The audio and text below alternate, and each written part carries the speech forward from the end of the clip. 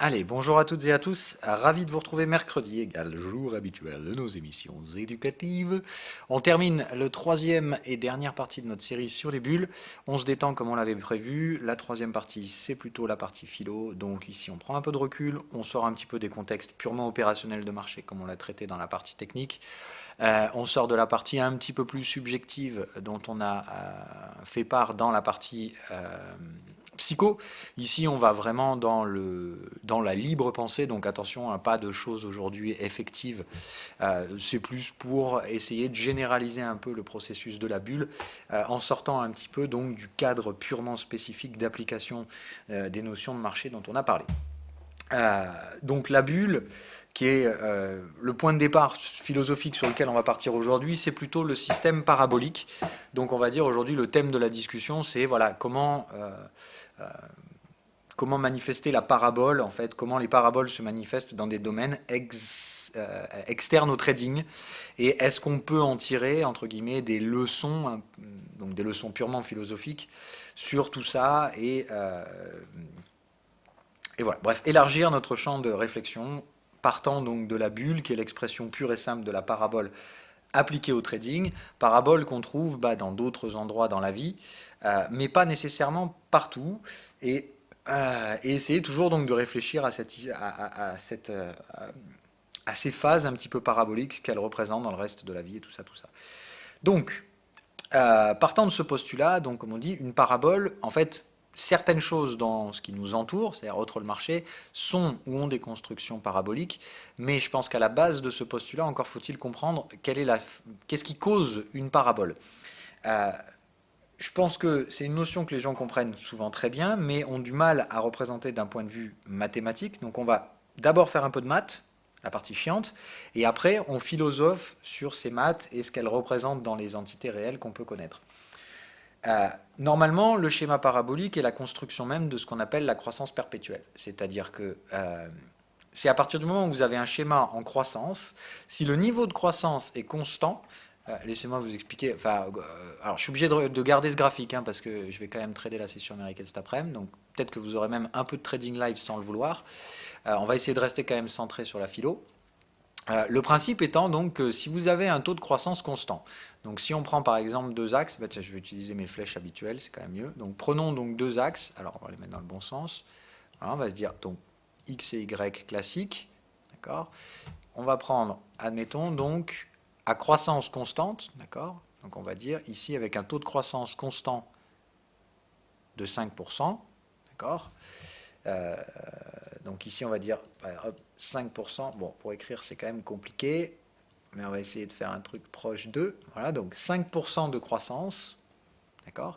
Si on devait représenter, par exemple, la courbe que représentent ces 5% de croissance, avec donc chaque unité, si on dit par exemple, donc là, chaque unité bleue, c'est une année, d'accord.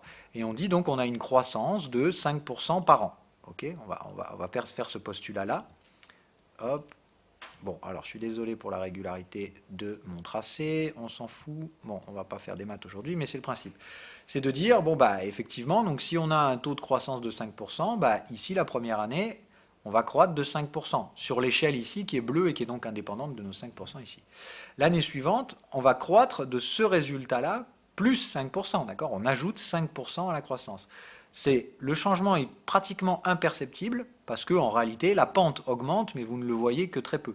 La fois suivante c'est pareil, la pente va augmenter très très légèrement puisqu'on croît de 5% de plus, mais cette fois de ça, plus de ça. Bon, vous avez compris le principe. Bon, autrement dit, plus on représente la croissance constante, la représentation d'une croissance constante, c'est une fonction exponentielle. Alors avec certains degrés, hein, d'accord, c'est pas une pure exponentielle de x, mais on a une croissance logarithmique et exponentielle.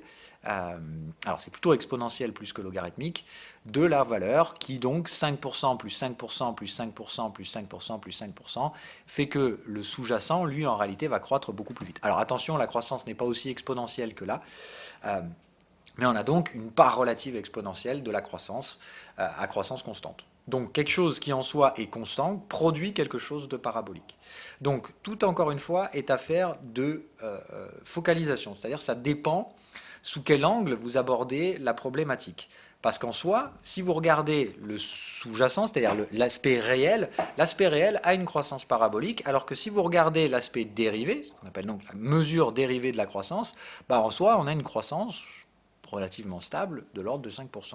Donc, en fait, tout dépend où vous focalisez votre attention. Si vous focalisez votre attention sur ça, bah en fait, ça vous paraît stable, ça vous paraît constant, et encore une fois, et ça va être la base de notre réflexion aujourd'hui, tout dépend du postulat, mais l'être humain a une tendance à rechercher naturellement, et bon, ça peut s'expliquer en psychologie notamment, à rechercher la stabilité. C'est le propre de l'être humain de rechercher la stabilité. Mais c'est également le propre de l'être humain de créer une instabilité. Parce que quoi qu'il arrive, la vie, et je n'ai pas envie de dire propre de l'être humain, c'est de créer des états instables qui se stabilisent. Donc, alors ça, on peut aller très loin dans ces domaines-là, sur la théorie de l'évolution et ainsi de suite, mais, entre guillemets, la théorie qui, moi, me plaît le plus par rapport à la phase de l'évolution, et je vous ai d'ailleurs partagé à un moment donné sur Twitter une série de vidéos, et c'est d'ailleurs de là que je tire ce raisonnement que je trouve hautement philosophique, de la notion de l'évolution qui est aujourd'hui la théorie, entre guillemets, dominante, qui est de ce qu'on appelle en anglais punctuated equilibrium, l'équilibre graduel, entre guillemets, qui revient à dire que les phases d'évolution, donc là on est déjà en train de philosopher, on sort du marché et on sort de l'être humain, on est en train donc de prendre cette fonction exponentielle et de la rationaliser dans un modèle très long terme, donc d'évolution, même d'évolution du vivant ici. On commence déjà à élargir le champ des pensées. Cette notion donc de l'équilibre ponctuel, pour le traduire très salement en français, je trouve la définition anglaise bien plus parlante au final, qui consiste à dire que si on devait schématiser le rythme d'évolution des espèces, espèces comme l'espèce être humain, voilà, le rythme d'évolution du vivant, en tout cas sur Terre, par rapport au recul qu'on peut avoir, il y a peut-être du vivant ailleurs et il évolue peut-être de façon différente, mais le principe est donc de dire que il y a eu des observations qui ont été faites et pas mal d'études, et donc notamment celle-ci, toujours discutable hein, évidemment, consiste à dire que au final, on n'a pas une croissance linéaire, d'accord ? C'est-à-dire c'est pas une droite linéaire qui consisterait à schématiser entre guillemets l'évolution des espèces, du vivant, mais plutôt donc ce qui est cette notion d'équilibre graduel qui est de dire au final l'évolution se fait par paliers qui sont assimilables à moyen terme par cette droite, c'est-à-dire que si on simplifie la droite, effectivement, si on cherche une simplification, on trouve cette droite de tendance, et effectivement, comme on le dit, l'évolution est constante et on n'arrête pas le progrès, entre guillemets, si vous le voulez, mais c'est une schématisation et une pure vue de l'esprit humain que de constituer et de considérer la croissance comme quelque chose de linéaire et de constant. Donc on revient sur le biais de l'être humain de vouloir toujours linéariser quelque chose qui ne l'est pas forcément. Le processus purement cérébral de simplifier est un processus. C'est-à-dire que si on le regarde dans l'ensemble, c'est plus facile de dire ça monte et c'est une droite et c'est régulier que de dire ah oui, mais il y a des paliers. Voilà. Mais pourtant, la réalité tendrait à prouver que c'est plutôt des paliers. Et de dire qu'au final, si on devait même zoomer encore plus sur ces paliers, c'est-à-dire si on devait focaliser encore plus notre attention là-dessus, d'accord, sur ces phases-là, en réalité, ce qu'on y verrait, c'est très probablement ceci. C'est-à-dire qu'effectivement, ici, on y verrait une fonction parabolique. Mais dans le sens où il y a une partie de la fonction qui est parabolique, c'est-à-dire qu'on part donc de cet état stable.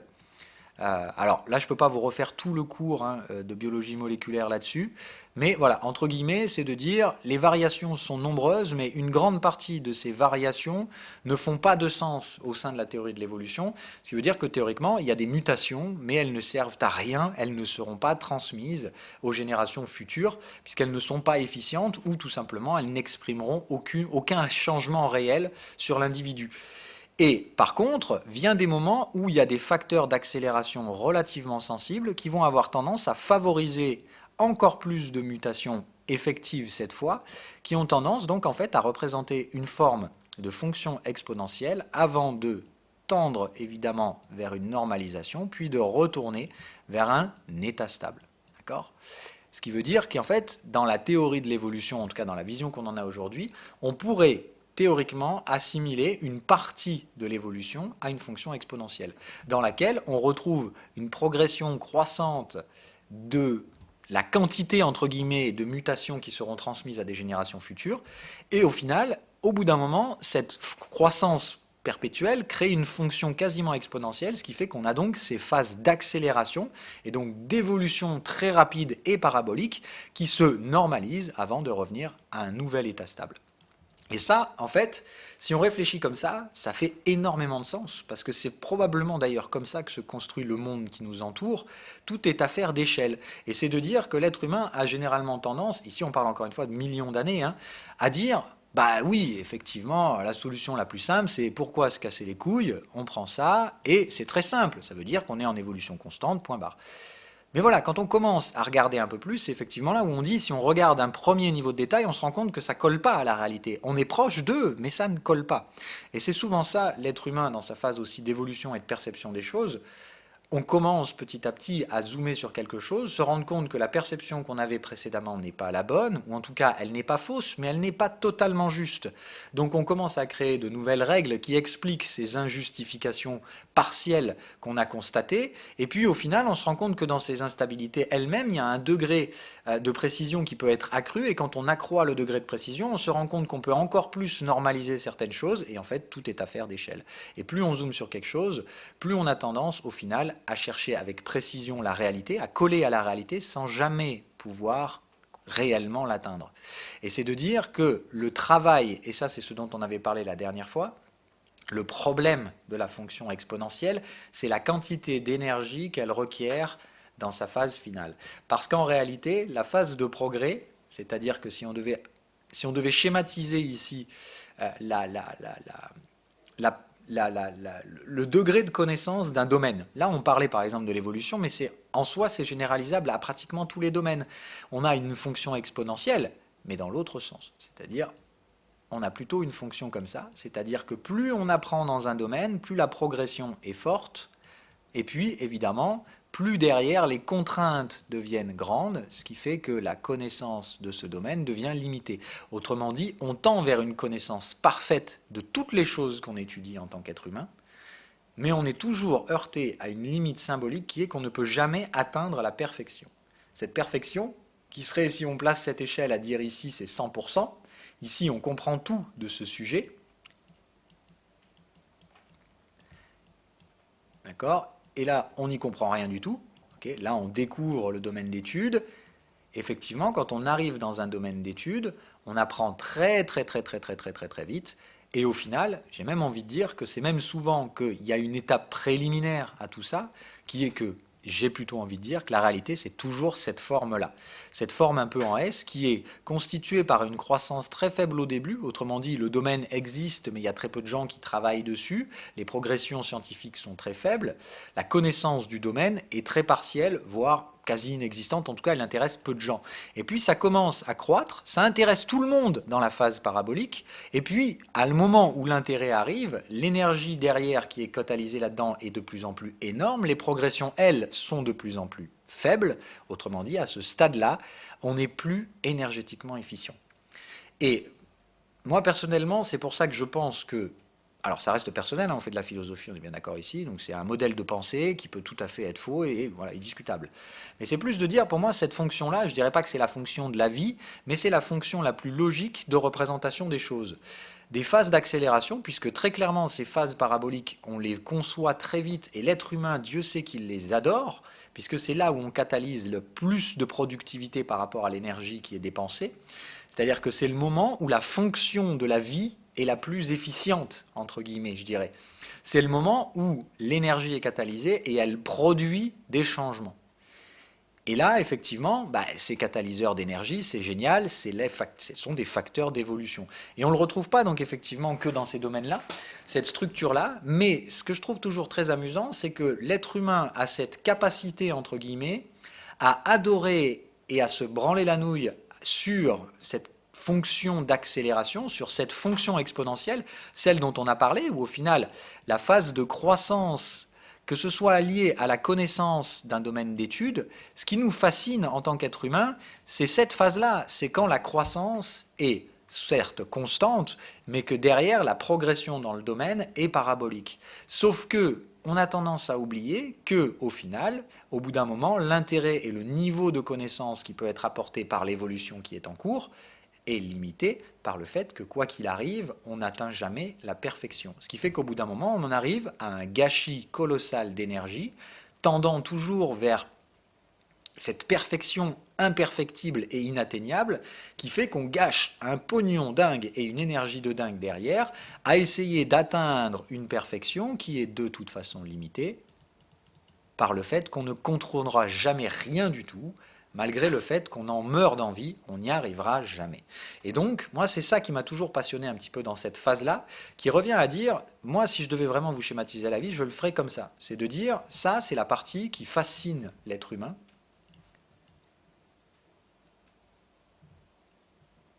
Hop. Voilà, ça c'est la partie qu'on adore tous.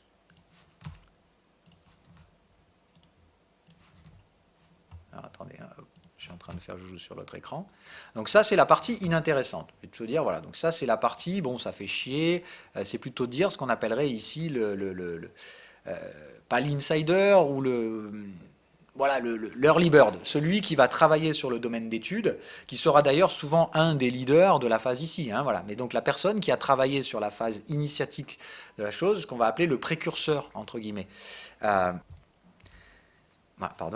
La deuxième phase, celle qui évidemment commence à façonner un petit peu tout le monde, j'ai envie de dire, c'est la phase où on commence à percevoir la croissance, c'est-à-dire que le domaine d'études commence à attirer les premiers regards. Donc j'appellerais ça la phase de croissance pure, d'accord, la phase logique de démarrage de la phase exponentielle, par le fait que la croissance étant effectivement plus ou moins constante, la visibilité des effets, c'est-à-dire les effets réels sur la façon perceptible, donc comme on l'a dit tout à l'heure, bien se rappeler de cet axe et du fait que ce qu'on a du mal à percevoir, c'est la constance de la croissance, parce qu'effectivement, c'est ça la réalité, c'est plutôt constant, mais on a plutôt tendance à focaliser notre attention sur ce qui croît, c'est-à-dire au final la sous-jacente.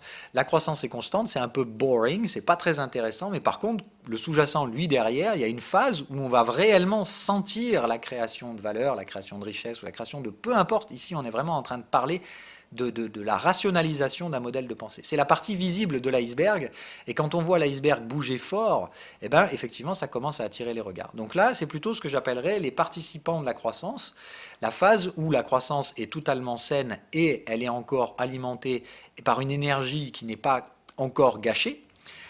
La phase suivante, c'est la phase qu'on adore tous, hein, c'est donc la phase de bulle, d'accord, la phase complètement parabolique, où effectivement, ici, tout le monde perçoit ce domaine d'études, tout le monde a envie d'en être, c'est fantastique, c'est blablabla, on en parle.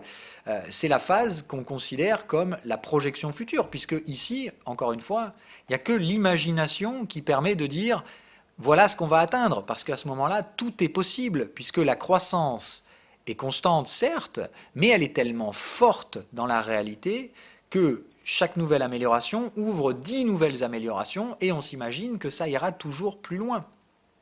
Et en fait, advient la réalité froide qui vient en fait limiter cette phase-là, ce qui fait que si personnellement je devais sonder encore d'autres phases, je dirais qu'il reste une phase ici qui est très embêtante. Je devrais la mettre en bleu, hein, théoriquement, mais voilà, il y a cette phase-là qui est un peu chiante, moralement, en tout cas psychologiquement, et qui est un petit peu dure à admettre pour l'être humain, que j'appellerais en fait la phase de la remise en question, c'est-à-dire la phase où après la création, et qu'on soit bien d'accord, encore une fois, ces phases sont essentielles, elles permettent de créer des richesses évolutives, ou comme on peut le dire ici, créer de la croissance, créer des révolutions technologiques et autres. On peut appliquer ce schéma, à mon avis, à énormément de choses, et aussi parfaitement à certains comportements humains. Et c'est de dire, ce qui est complètement fou là-dedans, c'est qu'effectivement, cette phase-là, c'est celle dont on se souviendra dans l'histoire. Tout dépend, en fait, à quel degré on positionne notre vision. C'est-à-dire que si on regarde, par exemple, l'être humain sur son ensemble, on aura plutôt tendance à essayer de penser à la ligne droite qui traverse cette phase d'évolution. On va regarder dans l'ensemble. Si on commence à regarder ce qui a ponctué l'évolution de l'être humain, l'évolution technologique, hein, là je voulais parler, pour accrocher ça un petit peu à nos réalités de marché, bah, on aura plutôt tendance à dire, ah oui, effectivement, la bulle des dot-com, la bulle de machin, la bulle de ceci, la bulle de cela, la révolution technologique, la révolution industrielle, voilà, ces états ponctuels de croissance extrêmement rapide avec une forme généralement exponentielle. Mais si on y réfléchit, en fait, les bulles se succèdent, les croissances se succèdent, et elles sont souvent suivies par des phases relativement atones, peu intéressantes, et dont au final l'histoire se souvient peu, parce que l'histoire préfère se souvenir de la phase parabolique. Et pourtant, si derrière on devait globaliser cette histoire, on dira toujours, par exemple, on n'arrête pas le progrès ou des trucs comme ça. Parce que quoi qu'il arrive, la fonction globale à la fin, c'est beaucoup plus facile de la schématiser comme une croissance constante. Alors qu'en réalité, ce n'est pas le cas. C'est toujours, je pense, ces phases-là qui sont ponctuées par des phases d'accélération fortes, d'accord.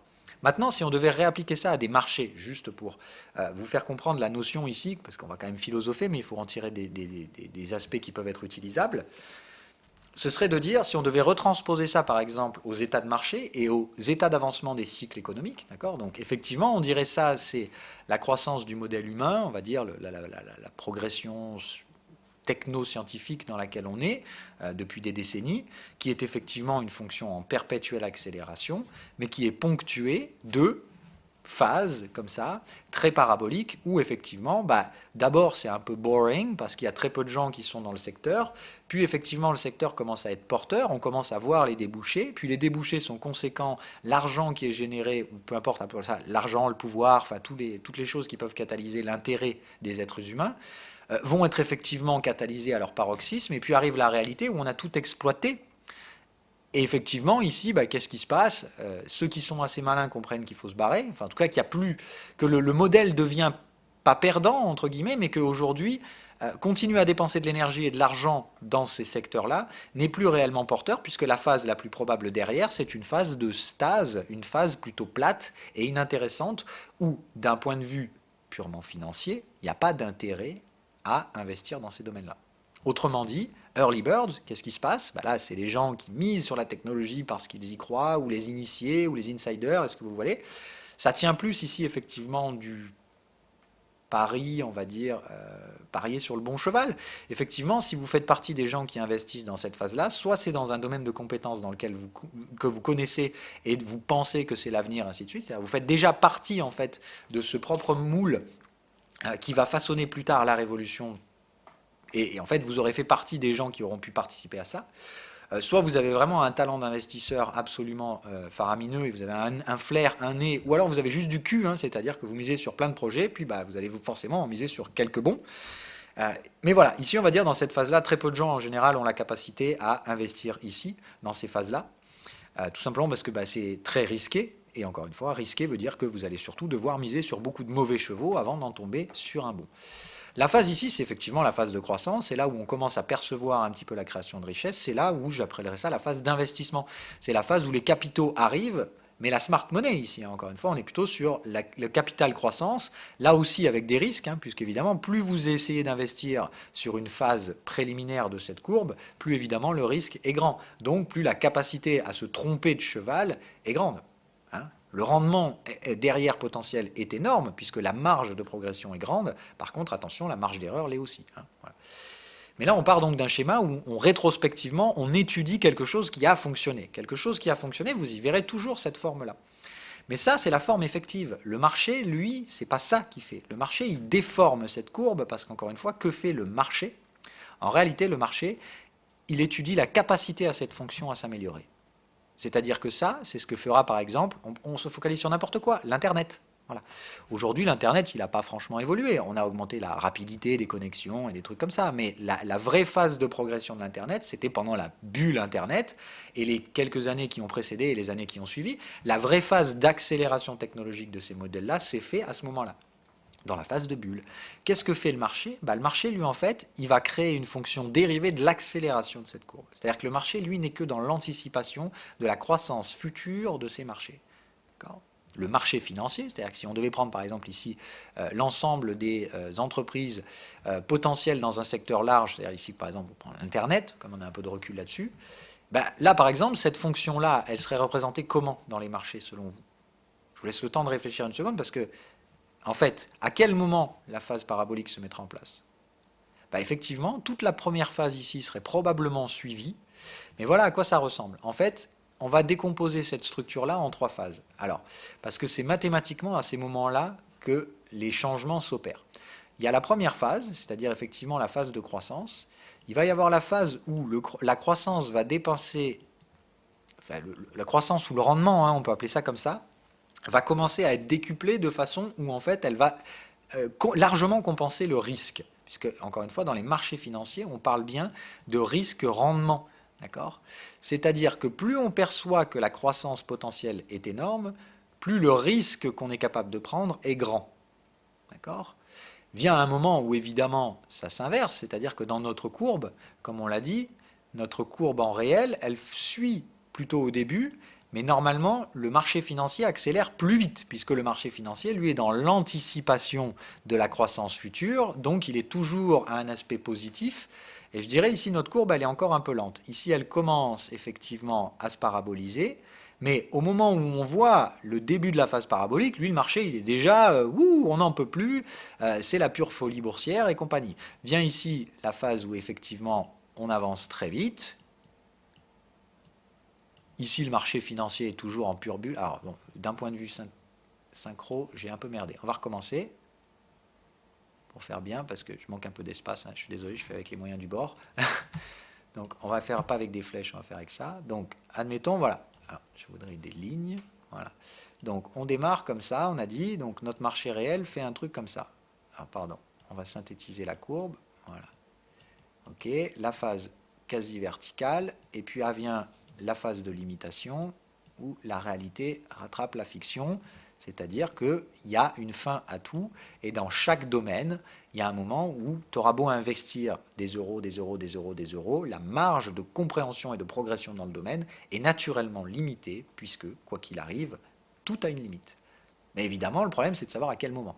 Donc si on schématise cette courbe, en fait, il y a 3 étapes. On va dire, il y a la phase de croissance un peu pas très bandante, où effectivement, il y a quand même croissance, on évolue dans le domaine, mais ça n'attire pas les yeux. Voilà. Il y a le moment où ça va commencer à accélérer un peu plus fort. Donc, comme on l'a dit tout à l'heure, en fait, c'est nos boîtes, hein, d'accord. Il y a la phase de croissance parabolique, d'accord, où la croissance est toujours bénéfique, et il y a le moment où ça ralentit. Et il y a le moment où ça devient donc totalement... Enfin, la marge de progression est toujours là, encore une fois, on a une courbe qui augmente, la connaissance du domaine, quoi qu'il arrive, elle ne va que dans un sens. Toute nouvelle information découverte sur un sujet ne peut pas être retirée. Encore une fois, l'information ne se détruit pas. Par contre, elle s'accumule, mais la marge de progression, c'est-à-dire la quantité de nouvelles informations découvertes sur un sujet, ne peut tendre que vers une réduction à un moment donné, pour une phase d'évolution donnée, hein, c'est-à-dire quand on regarde un secteur particulier. Donc, si on décompose notre courbe, entre guillemets, on a une première phase ici, une deuxième phase là, une troisième phase là, okay, une quatrième phase ici, hop, et une cinquième phase là-bas. Bon, désolé pour l'écriture, hein, je fais vraiment ce que je peux. Donc, d'un point de vue de marché, qu'est-ce que ça représenterait? Je vais essayer de vous faire une courbe de marché ici. Bon, bah là, comme on l'a dit, c'est nos phases d'initiés, c'est-à-dire qu'au début, c'est très très plat, mais on trouve des financements quand même. Je dirais qu'au début de la courbe, le marché évolue légèrement plus vite, et voilà. Dans la phase où on se rend compte, ok, waouh, il commence à y avoir des débouchés, donc que fait le marché? Lui, il se dit, oh putain, on va créer des révolutions, c'est fantastique, qu'est-ce qui se passe ici? On commence déjà à chauffer comme pas permis, ok. Ça commence sérieusement à partir en grosse bubule, parce que là, les gens commencent à se rendre compte du truc, on évolue réellement dans le monde réel, donc là, tout le monde se dit, oh putain, génial, il faut absolument que je fasse partie de cette révolution de marché, c'est fantastique, d'accord? Arrive le moment où ici, la bulle, elle est tellement loin, c'est du grand n'importe quoi, ok? On est vraiment dans une phase complètement parabolique, on se demande franchement ce que ça fout ici. Donc qu'est-ce qui se passe? On arrive dans cette phase-là où les modèles de progression commencent à comprendre que la progression ici, c'est plus franchement bandant. Qu'est-ce qui se passe? Le marché financier fait son pic. Ici, on se rend compte qu'au final, chaque euro investi ici sera mieux investi ailleurs. Qu'est-ce qui se passe? Les capitaux se retirent, la bulle s'effondre. Alors évidemment, ça se fait toujours, comme on l'a dit, avec des dead cat bounce, il y a différentes phases. Ici, je prends la valeur et la perception de la valeur de l'actif, commence à s'effondrer. On se rend compte que de toute façon, le secteur n'est plus porteur, d'accord? Donc les capitaux continue de fuir. D'accord ? Petit à petit. Attention, hein, quoi qu'il arrive, ces capitaux auront permis de créer quelque chose et de créer cette révolution, mais d'un point de vue purement capitalistique, en réalité, comment vous savez dans quelle phase on est? On ne sait réellement jamais, puisqu'il n'y a que dans la phase parabolique ici, où on perçoit effectivement la chose, mais l'être humain a tendance à percevoir en général à la fin de la courbe. C'est-à-dire qu'en général, quand est-ce que vous allez avoir envie d'acheter ce type de marché-là? Généralement, c'est à ce moment-là, quoi. C'est-à-dire que vous allez vous retrouver ici, au moment où en fait on a déjà réalisé 90% de la progression, on est déjà là en fait, sur cette échelle qui pourrait représenter de 0 à 100, on est déjà pratiquement à 90% de la progression, et pourtant à ce stade-là, on imagine toujours, parce que l'esprit humain est doué, et surtout il y a beaucoup de gens qui sont très doués pour vendre un futur qui ne sera pas atteignable avant longtemps, eh bien on a cette capacité à s'imaginer que la croissance et que la part de progression va continuer. Et du coup, en fait, à ce stade-là, quand on regarde à rétrospective, c'est-à-dire quand on revient juste un cran en arrière dans cette phase de progression extrêmement rapide, autrement dit, si on focalise notre attention sur la... Merde, c'est pas ça que je voulais faire. Si on focalise notre attention sur la phase ici, puisque c'est ça qu'on fait. En fait, ce qu'on a tendance à créer dans les bulles, c'est que on réplique ce qu'on vient de connaître parce qu'on focalise l'attention à très court terme. C'est ça que fait la bulle. Dans la psychologie, elle nous enferme dans un schéma de croissance extrêmement rapide et instable, puisque la réalité fait que tôt ou tard, la fonction de compensation, c'est-à-dire la fonction exponentielle inverse, entre guillemets, va inévitablement nous atteindre. La quantité de nouvelles informations créées dans ce domaine-là est foncièrement limitée, puisque au bout d'un moment, les capitaux seront mieux octroyés ailleurs, et naturellement, la croissance se réduira. Mais c'est comme ça. On n'y peut rien, parce que je pense que ça colle de toute façon avec non pas seulement les théories de marché, mais même les théories d'évolution en elles-mêmes, de cet équilibre ponctué dont on parlait, qui est qu'au final, oui, on progresse toujours, mais on progresse par phases de parabole, et naturellement, ces phases de parabole sont derrière limitées par la réalité physique des choses, qui est que notre imagination a beau être grandissante, on ne peut que projeter cette croissance, c'est-à-dire s'imaginer que quoi qu'il arrive, on progressera, et c'est une réalité. Oui, par contre, le facteur croissance, lui, va se réduire. C'est-à-dire qu'à ce stade-là, si vous réalisez la perception de la croissance de ce facteur, d'accord ? La croissance ici, on va revenir sur nos schémas, je vais remettre deux axes, alors, hop, et hop, voilà.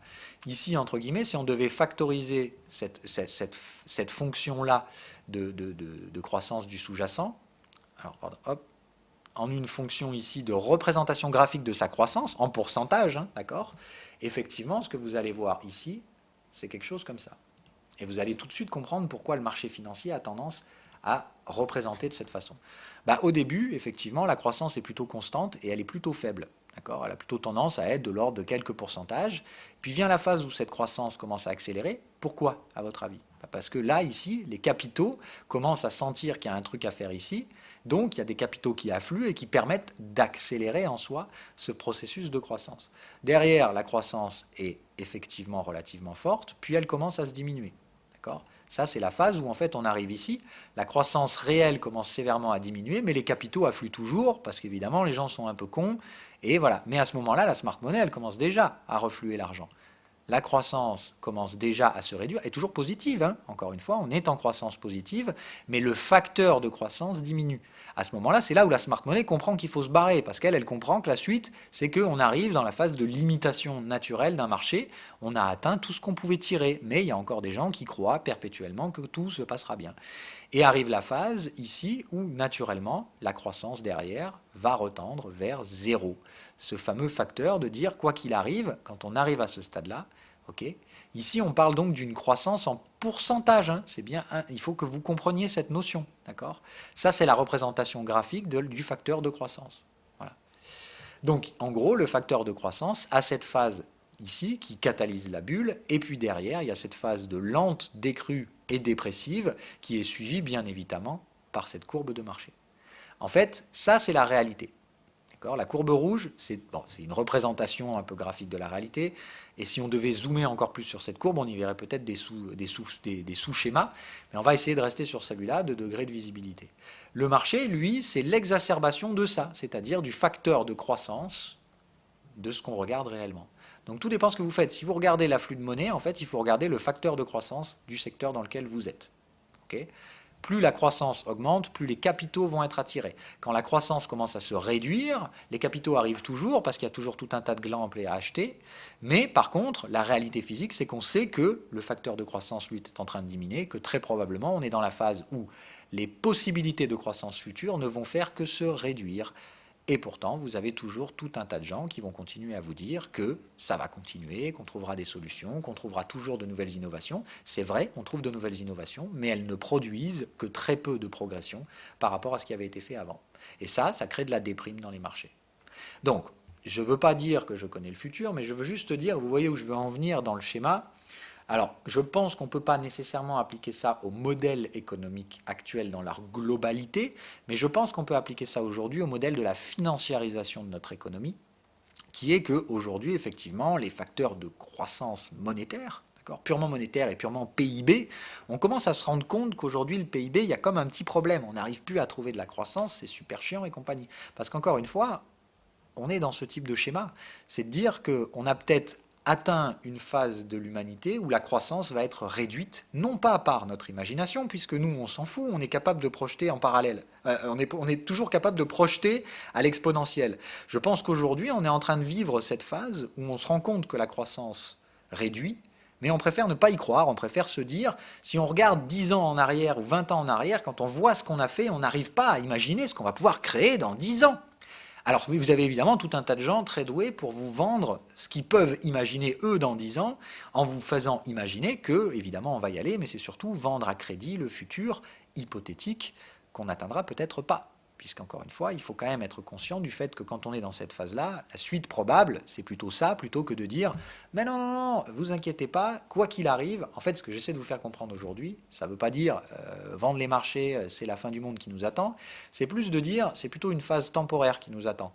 Un peu dépressive sur la finance, parce qu'elle, la finance, elle a anticipé le baisse du baisse. Hein, donc forcément, il y aura peut-être un moment où ça risque d'être un peu plus déprimant d'un point de vue financier. Que ça ne l'est aujourd'hui, hein, mais quand je dis déprimant, je ne veux pas dire krach boursier, fin de la finance et compagnie. Juste de dire, il y a peut-être un moment où la finance va devoir remettre en question son modèle, puisque très probablement, on arrive peut-être à la fin d'un moment où effectivement l'humain progresse de façon parabolique, mais que cette phase-là, elle a une fin. Elle a une fin dans un sens où ce n'est pas la fin de toute l'histoire, d'accord ? Quoi qu'il arrive, la progression sera toujours là, mais on arrivera peut-être sur une phase d'équilibre, dans le sens où on a épuisé certains domaines technologiques, d'autres vont arriver. Hein, encore une fois, cette courbe-là, elle ne s'arrête pas là. Cette courbe-là, elle s'arrête là, mais en réalité, il y a toujours une croissance très faible jusqu'au moment où on ouvre de nouvelles portes, nouvelle phase parabolique suivie de son nouveau machin. Mais ce qu'il faut comprendre, c'est qu'au final, d'un point de vue investissement, la leçon qui a attiré d'ici, c'est que ce marché-là, il va le représenter comment quand ça va faire ça? Ici, tout le monde est déprimé, alors qu'au final, ici, qu'est-ce qu'il faut faire? C'est là, en final, qu'il faut investir, parce qu'on commence à percevoir un léger potentiel de croissance, mais à ce moment-là, tout le monde est déprimé parce qu'on se souvient encore de « Ah, mais j'ai acheté ici, je me suis fait ruiner, je me ferai paniquer une nouvelle fois. » Et pourtant, c'est ici qu'il faudra investir, parce qu'en général, le marché va se reprendre tout doucement, puis une nouvelle phase de croissance parabolique, etc. Ces courbes, elles commencent à vous parler quand même, puisque c'est exactement la courbe des marchés financiers. Donc, encore une fois, ici, on est parti d'un principe philosophique, mais on se rend compte que cette philosophie, on peut quand même la rattacher à une partie de la réalité. Il suffit juste d'essayer de comprendre les différents phénomènes qui sont en place, et de comprendre qu'en réalité, tout n'est pas lié, mais il y a une certaine forme de résonance assez intéressante, qui est qu'ici, on peut utiliser des théories faites et appliquées à l'évolution de l'être humain, donc des choses qui ont quand même étalé sur des millions d'années, et je parle de l'évolution en fait, du vivant, même pas que de l'être humain, et donc cet état en fait de stase puis de phase parabolique, c'est lui qui régule la façon dont nos marchés financiers sont faits, puisque les marchés financiers ne sont que dans l'anticipation et ne sont qu'en réalité intéressés par le facteur de croissance. Mais que ce facteur de croissance, dans la réalité, il est ponctué par des phases d'atonie. Ces phases d'atonie, c'est ce qu'on pourrait appeler les dépressions, puisque tout simplement, d'un point de vue purement économique, c'est un moment où, après une phase d'euphorie, il ne se passe plus rien. Mais si vous y réfléchissez maintenant, on termine en reglobalisant ces choses-là, en tant qu'être humain, ça sonne pas un petit peu comme une douce musique que vous connaissez dans la vie? Enfin, après, moi, je n'ai pas la prétention de dire que je connais la vie de tout le monde, mais j'ai quand même discuté avec suffisamment de gens pour voir ces résonances. Voilà, c'est la même chose pour plus ou moins tout le monde, sans aucune certitude. Encore une fois, je ne suis pas dans vos têtes, je ne sais pas ce que vous vivez, mais moi, ma vie, elle ressemble à ça. Comme tout le monde, il y a des phases très excitantes, puis derrière suivent des phases un peu molles, où il ne se passe pas grand-chose. En réalité, on progresse toujours, d'accord, mais ce n'est pas de manière linéaire, ça se fait par à-coups. Et en fait, dans notre perception, si je devais schématiser, entre guillemets, ça, c'est ce qui se passe réellement dans votre vie. L'information, elle ne part jamais, elle ne s'en va jamais. Vous n'êtes jamais plus bête que ce que vous étiez. Bon, d'un point de vue physiologique, on perd quand même des neurones, comme on dit, il y a quand même une fin aussi à la vie. En tout cas, pour l'instant, il y en a qui n'y croient plus, mais bon, ça, ce sera un débat pour un autre jour. Voilà, effectivement, on progresse toujours, vous avancez toujours, on ne recule pas. Alors parfois, on peut avoir la perception de reculer, mais c'est souvent une perception émotionnelle, parce qu'en réalité, vos émotions et votre perception émotionnelle, c'est-à-dire votre euphorie et votre dépression, voilà, le bonheur, le malheur, le bien, le mal, tout ce que vous voulez, c'est plus une perception de ça, c'est-à-dire du modèle de croissance et de la force de cette croissance. C'est plus de dire, vous allez en général déprimer parce que la croissance est plus faible que ce qu'elle était avant. Alors évidemment, je généralise et c'est très réducteur, il peut évidemment y avoir tout un tas de facteurs externes qui font que vous allez déprimer. Mais pour moi, je pense que d'un point de vue naturel, en fait, même si aucun facteur externe ne venait influer sur un humain, je pense que quoi qu'il arrive, il oscillerait. En suivant probablement ces schémas-là, c'est-à-dire que la perception d'une croissance régulière crée d'autant plus d'excitation, qui nécessite d'autant plus d'énergie catalysée, d'autant plus de bonheur, et puis ce facteur étant de facto limité au bout d'un moment, en fait, c'est le moment où le momentum diminue, vous progressez toujours, mais en réalité, la progression étant plus faible, elle crée un sentiment dépressif. Tac! Putain, je suis plus au top, et puis une lente phase de décrue avant la prochaine phase d'euphorie. Moi, je suis navré, mais c'est comme ça que je perçois la vie d'énormément de gens, une partie de la mienne également. Après, il y a des amplitudes plus ou moins fortes chez les gens. Il y a des gens qui sont très émotifs et qui adorent ces paraboles, et qui derrière se ramassent des cracks boursiers du cerveau pendant plusieurs mois derrière, et ils ont envie de se tuer tous les 4 matins. Voilà. Donc encore une fois, l'amplitude émotionnelle variera entre chaque être humain, mais j'ai envie de dire, cette courbe, en tout cas, moi je la vois résonner dans l'histoire des gens, quand les gens vous racontent leur vie, et voilà.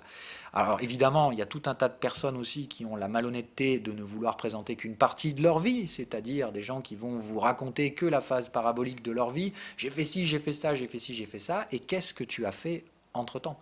Encore une fois, souvent, c'est ennuyant, dépressif dans ce cas-là, puisqu'il n'y a plus la croissance. Quand on parle de dépression, c'est juste de dire le modèle de croissance est en réduction. On est toujours en croissance, mais le momentum, lui, s'affaiblit, et mécaniquement, ça, en général, ça crée des sentiments un peu plus dépressifs. Voilà. Donc, encore une fois, la dépression fait partie de la chose, puisque ces modèles sont oscillants. Il faut l'accepter, simplement, je pense que d'un point de vue effectif, si on veut tirer parti de ces informations, la seule bonne information qu'on peut retirer de ça, c'est qu'au final, il ne faut peut-être pas trop s'enflammer, parce que quand on s'enflamme un peu trop, c'est probablement le moment où on arrive au bout de la courbe, mais il faut quand même suivre la musique. C'est-à-dire qu'on n'est pas non plus là pour dire c'est complètement con, voilà. Et de dire, entre guillemets, si ici tu dis ouais, mais bon, de toute façon, ça finira par s'arrêter, en attendant, tu ne profites pas de cette émotion-là. Ce qui est important, c'est plus de dire, d'un point de vue trading, moi en tout cas, c'est comme ça que je conçois le trading, c'est plus de dire, moi ce que je recherche, ce n'est pas le suivi parfait de cette courbe-là, parce que je ne trouve pas ça spécifiquement intéressant, mais plus d'essayer de trouver en réalité un juste milieu là-dedans. Alors c'est totalement hypothétique encore une fois, et très philosophique, mais c'est plus de dire, ici effectivement le risque est grand, donc on mise très peu d'argent sur ces phases-là, puisque, entre guillemets, il y a très peu de probabilité que vous arriviez vraiment à miser sur le bon cheval, puisque au final, des acteurs qui feront partie de la phase de croissance, il en restera probablement que 3 ou 4, alors qu'ici, vous avez probablement des milliers de projets qui travaillent indépendamment sur des secteurs relativement proches, mais de ces milliers de compétiteurs, seulement quelques-uns emporteront la part du magot dans la phase de croissance. Enfin, dans la vraie phase d'augmentation de la croissance. Donc ici, effectivement, qu'est-ce qu'on fait? On fait du buy and hold. Et on répartit son capital, des petites portions de son capital, entre plusieurs acteurs pour avoir et maximiser les probabilités d'en choper ne serait-ce qu'un. En sachant qu'ici, évidemment, le risque est grand, donc c'est pas là qu'il faut mettre 20, 30 000 euros si vous avez 100 000 euros de capital. Là, sur un truc comme ça, c'est plutôt de dire on va mettre 2% de capital sur cette chose-là, pas plus, voilà, à cette phase-là. Voilà. Dans la phase de croissance, c'est là où normalement il y a eu déjà un petit peu de contraction de la compétitivité. Ici, parmi les 1000 acteurs précédents, il y en a peut-être toujours 5 ou 600, il y en a 400 qui ont déposé le bilan, ou voilà, la vie les a filtrés. Et sur ces 400-500 qui vont rester, effectivement, on commence à voir 10-12 acteurs qui se délient, voilà, qui sont un petit peu plus innovants ou qui commencent à attirer un petit peu plus les capitaux. Et effectivement, c'est sur cela, moi, que je vais plutôt essayer de miser. C'est-à-dire que je ne cherche pas à trouver le secteur du futur, je cherche plutôt à dire, je vais essayer de chercher dans ce qui me semble être le secteur du futur, quels sont les 10-12 qui sortent de là. Et à partir de là, d'un point de vue graphique, je vais essayer de sélectionner ceux qui semblent attirer le plus de capitaux. Pour dire, j'ai ma vision, mais ma vision elle est peut-être tronquée. En tout cas, je vais essayer de me positionner par rapport à ma vision, mais la vision, alors c'est hypothétique, encore une fois, c'est des schémas techniques, mais qui ne conditionnent pas forcément une réalité. Hein, c'est juste des statistiques. C'est disant, certains modèles me laissent à penser qu'il y a plus d'argent qui s'investit sur ça que sur ça. On est d'accord, c'est toujours des lectures indirectes, non conditionnelles de la réalité. Mais on est bien obligé de faire avec quelque chose, sinon on fait avec son nez, et ça c'est un peu moins bien. Et donc effectivement, moi c'est plutôt cette phase-là qui m'intéresse dans tous les secteurs, et c'est de dire, je ne cherche pas à faire l'investissement qui va faire x200.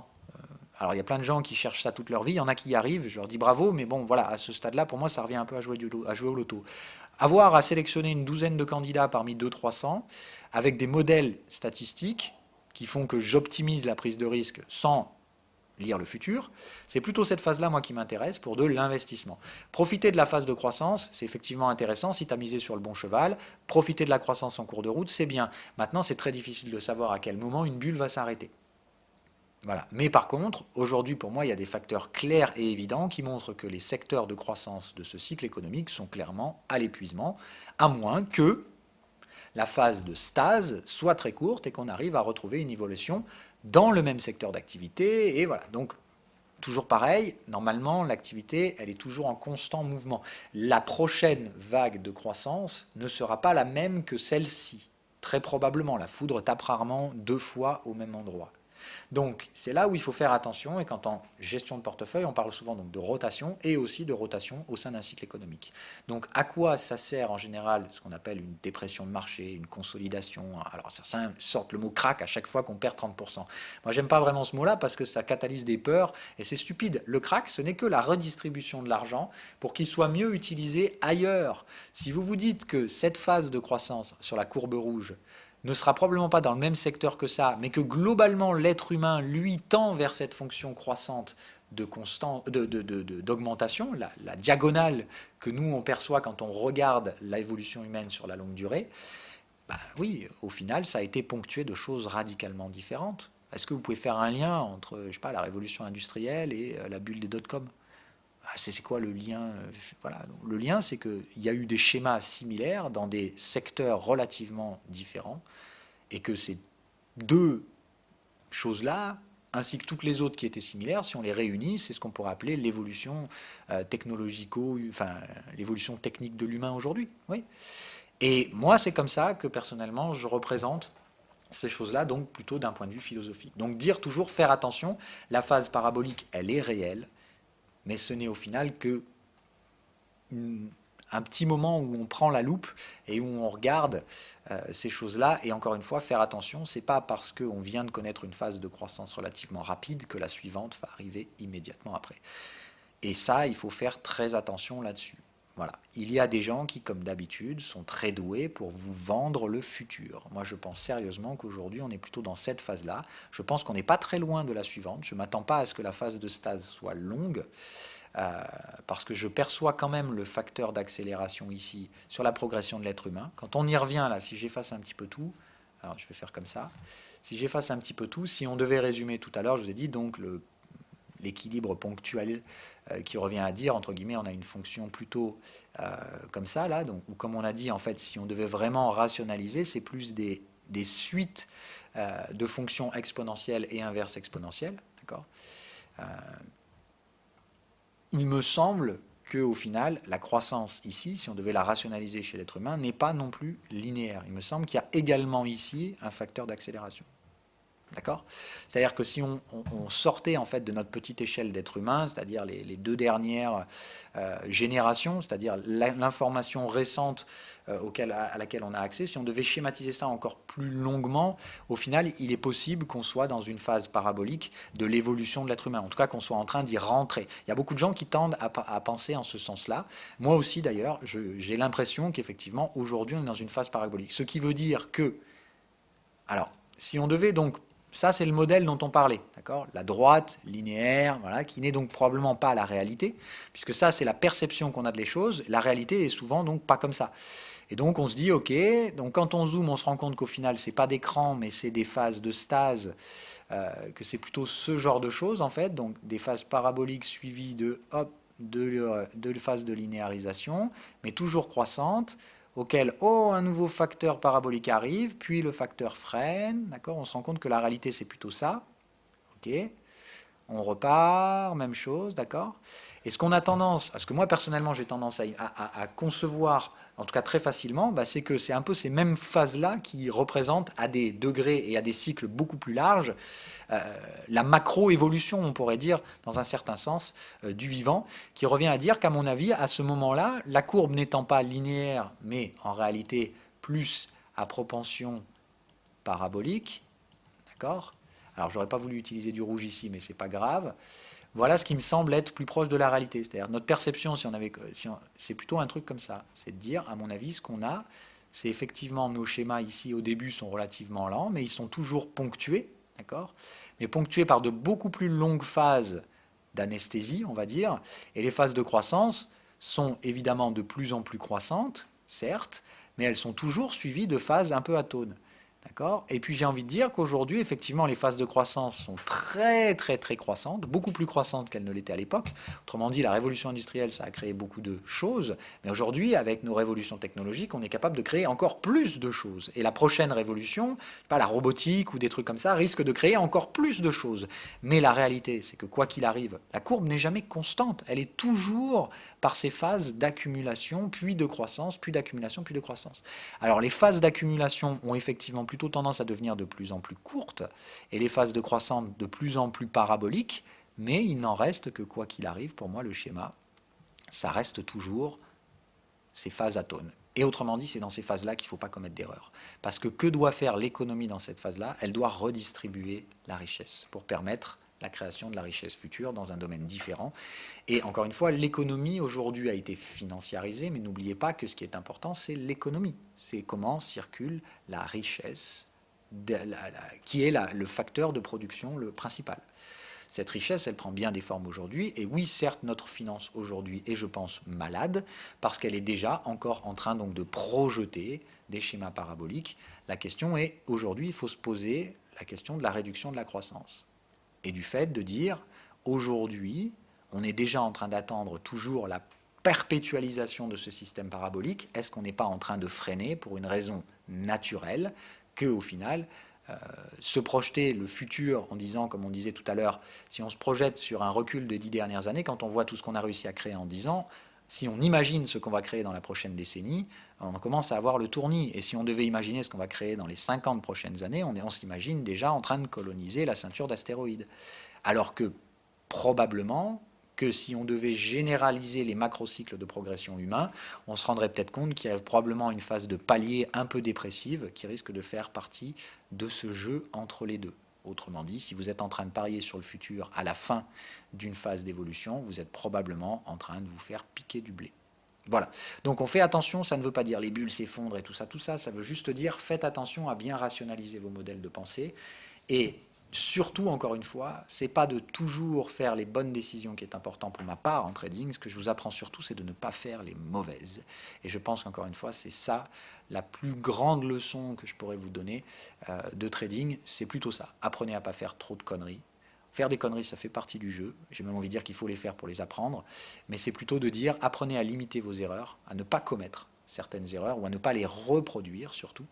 Ne pas les commettre, en fait, en général, c'est même pas très grave. Il faut juste essayer de les commettre avec peu d'argent pour en tirer les leçons et, évidemment, derrière, essayer d'exposer votre argent quand vous connaissez ces erreurs-là pour ne pas les reproduire. Voilà. Donc ce cours un peu de généralisation donc sur la bulle, donc de dire que la bulle, pour ma part, alors encore soit d'accord, et avant de conclure ici, il s'agit d'un modèle de pensée, c'est-à-dire que c'est ce que j'ai modélisé dans mon petit cerveau fécond. Vous avez tout à fait le droit de ne pas être d'accord, qu'on soit bien d'accord. Voilà, c'est vraiment un modèle de pensée, je ne vous l'impose pas, j'essaie juste de vous faire réfléchir à ces choses-là. Si vous y adhérez, bah, tant mieux, je vous aurais fait penser à un modèle, vous pouvez le faire évoluer, vous l'approprier comme d'habitude. C'est open bar, hein, c'est open source. Par contre, voilà, attention donc à ne pas vous laisser nécessairement totalement influer par le modèle de quelqu'un d'autre. C'est plus ici un modèle de pensée pour vous faire réfléchir, plus que pour vous imposer ma vision, bien entendu. Mais il me semble nécessaire quand même donc de faire cette mise au point sur la fin, à chaque fois qu'on philosophe un petit peu. Sur ce, donc, je vais vous laisser, ça fait 1 heure qu'on parle, on va dire qu'on vient de faire un cours de philo, la cloche va sonner, vous passez au cours suivant, et puis bah, j'espère que cette petite heure de réflexion vous aura vous aura ouvert quelques modèles de pensée personnels, ouvert vos chakras, peu importe, appelez ça comme vous voulez. En tout cas, j'espère que vous en aurez tiré quelque chose de profitable. Bye bye.